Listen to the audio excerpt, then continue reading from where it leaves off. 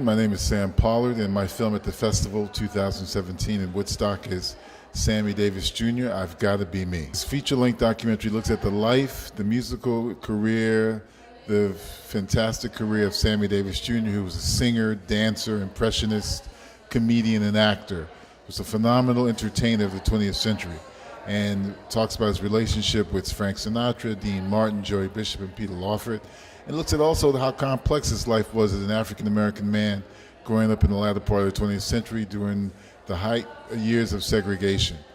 So it's, I think it's a real personal insight into Sammy Davis Jr. and how phenomenal entertainer he was and how complex a human being he was.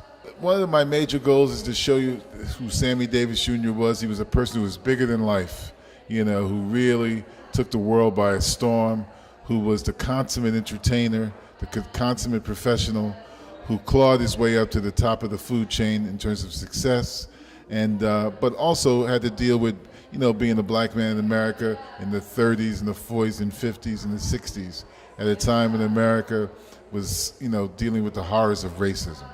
Being independent means one word: freedom.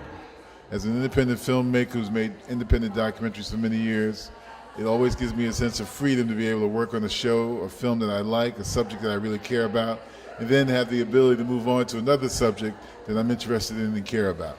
My biggest piece of advice for independent filmmakers who are trying to get into the industry is stay committed to your passion and the subjects you want to do, because making documentaries are difficult to do.